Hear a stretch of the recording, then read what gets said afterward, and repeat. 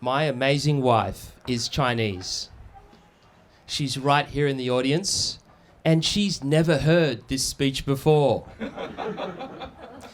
We live with our son in a modestly sized home with one bathroom.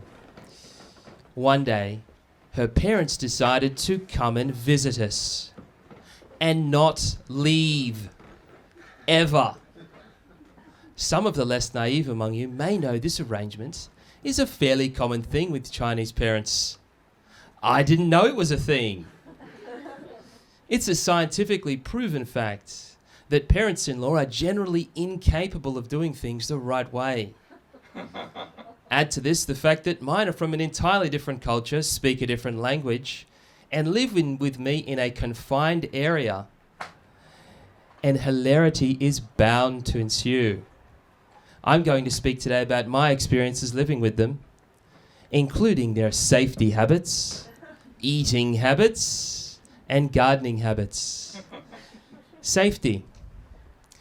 And let's go right to where this whole journey begins, which is with me driving out to pick them up from the airport on a double demerits day. Why should that matter? I'm an excellent driver. I've never lost a point off my license. So I drive out and pick them up. We jump in the car and we're driving back home. When behind me I hear a siren. I look up in my rearview mirror. Sure enough, there's a police car right behind me. That's odd, I hadn't been speeding.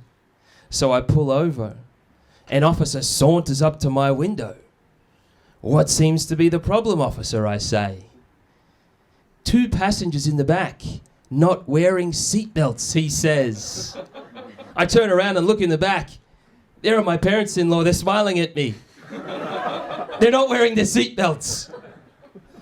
"But officer," I say, "they're new here, I just picked them up, they don't know the rules yet."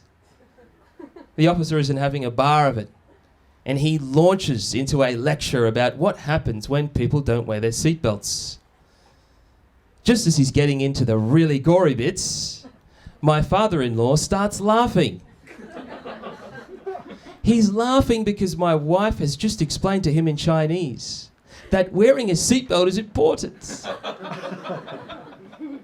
The officer is not amused. He orders my father-in-law to stop laughing. Any shred of sympathy he may have had for my case is now gone. He reminds me it's a double demerits points day today, so that'll be 12 points off my license.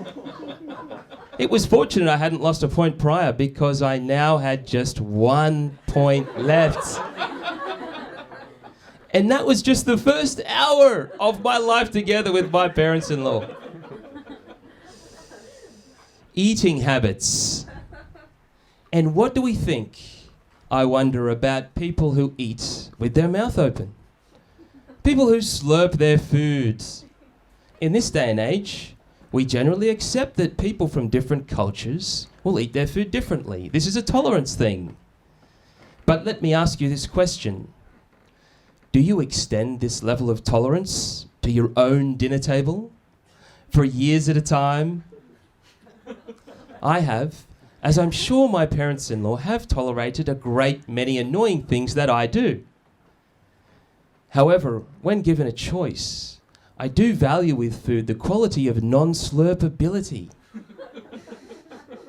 To that end, I one day made a pizza. Pizza's fun to make, and moreover, it can't be slurped. So I'm cooking up this pizza and my father-in-law starts boiling a jug of water. I serve him up the pizza. He takes the pizza, he puts it into a bowl. He takes the jug of boiling water, he pours it into the bowl. He takes out his chopsticks. He stirs the pizza up into a puree. He proceeds to loudly slurp the pizza from the bowl.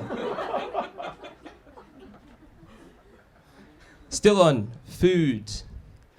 And my parents-in-law grew up in China during a period of great famine. Just to get by, they resorted to eating grass and bark. Now they say with bark, whilst the taste and texture was terrible, it was really what the bark did to your body on the way back out of it that was the problem. What they do is, ideally, ground up the grass and the bark, add some flour, and use it to make pancakes. Their neighbours had plenty of grass, and so sometimes they'd sneak over there and steal some of the grass. Now one day I was out walking through a beautiful park with my parents-in-law. It had wonderful grass.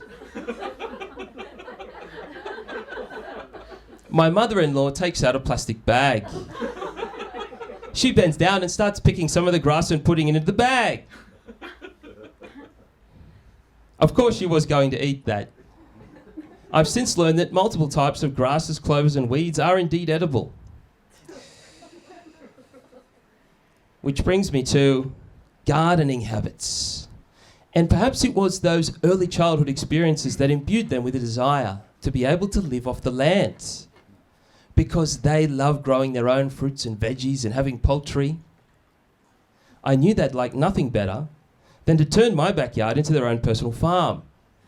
However, like many older homes around Sydney, renovators had over the years used bits and pieces of asbestos cement sheeting and thrown it off into the yards.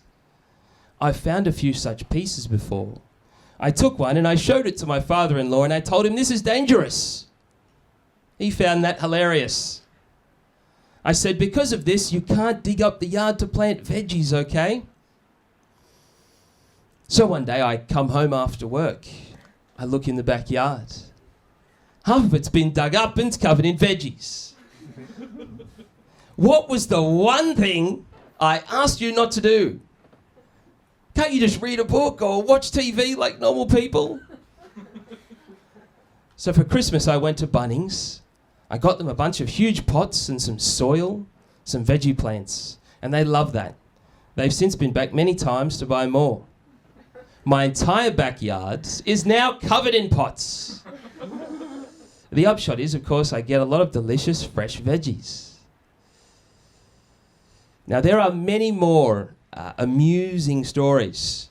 Our differences can make for comical situations.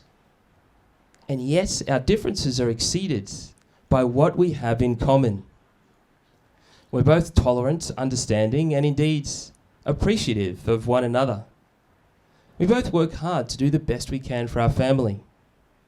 And we both grew up with neighbours who consumed a lot of grass, sold grass, and used grass to make pancakes. Thank you.